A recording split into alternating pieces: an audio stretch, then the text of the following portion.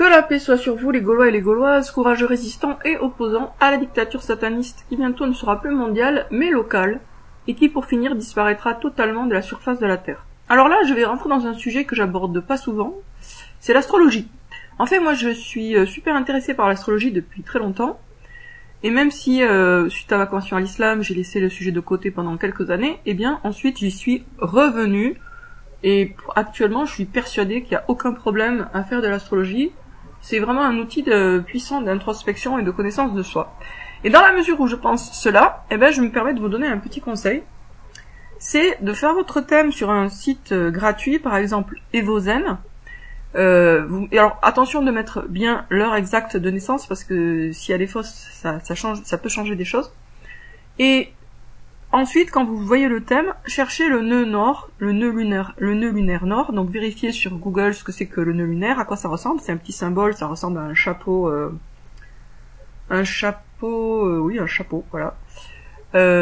Et donc ça c'est le nœud nord, le nœud sud c'est le même symbole mais dans l'autre sens.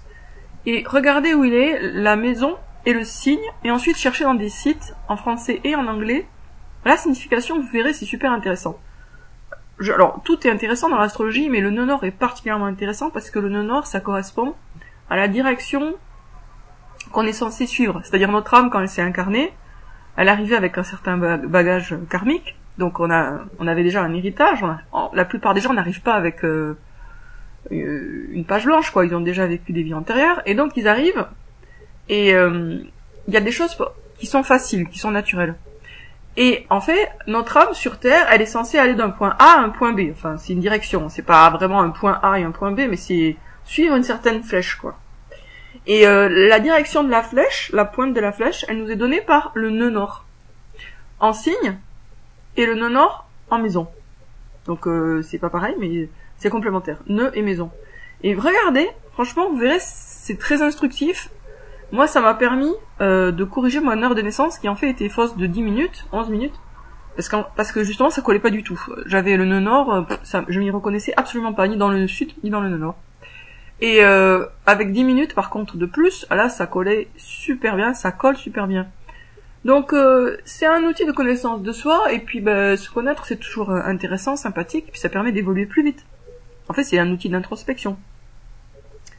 Et voilà. Donc moi, je me suis souvent intéressée au nœud nord des personnes que je connais et à leur thème en général. Et c'est très parlant, vraiment, c'est très parlant. Donc je vous conseille, ça coûte rien, de vérifier. Vous avez besoin de votre jour de naissance, lieu de naissance et heure de naissance. Vous allez donc sur un site gratuit, genre Evozen, vous faites thème astral, thème natal, et vous le faites et puis vous cherchez le nœud nord. Vous pouvez lire bien sûr les explications du site. C'est intéressant aussi, mais je vous conseille en particulier de regarder le nœud nord. Voilà. C'était juste un petit conseil. L'astrologie, c'est pas juste un truc des magazines féminins ridicules, parce que complètement bateau et interchangeable.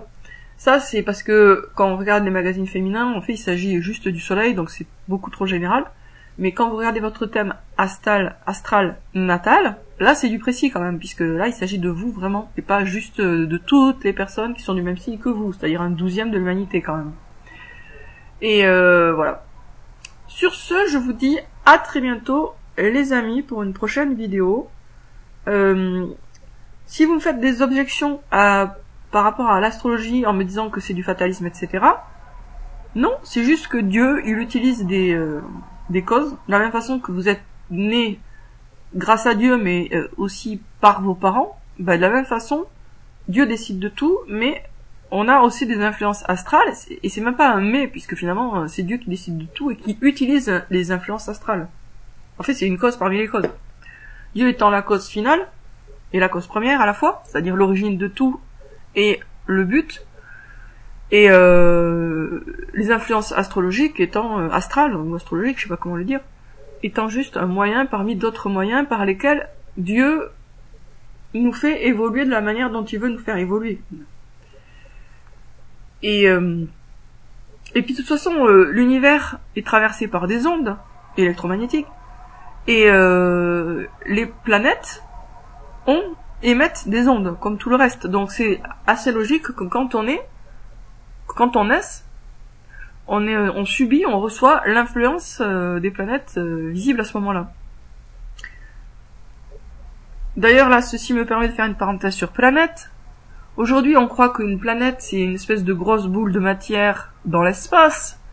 En fait, le vrai sens de planète, le sens originel, qui n'a été changé qu'à partir du 18e ou 19e siècle, c'était astre errant. Planète, ça veut dire astre errant. Donc en fait, c'est juste une étoile qui se déplace à la différence des autres étoiles qui sont fixées sur la voûte céleste. Les astres errants, comme Mars, Vénus, Mercure, Jupiter, etc., le Soleil, la Lune, c'est donc des points lumineux, ou des gros points lumineux, qui se déplacent de façon non conforme au mouvement de la voûte céleste, parce que la voûte céleste, elle tourne. Donc les étoiles fixes, ce qu'on appelle les étoiles fixes, ce sont des étoiles qui se déplacent, mais en suivant la voûte céleste, comme si elles étaient scotchées sur la voûte céleste.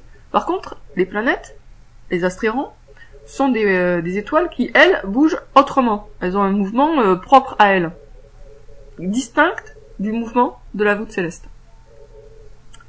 Voilà, c'est des petites considérations mi-astrologiques, mi-astronomiques. À bientôt les amis.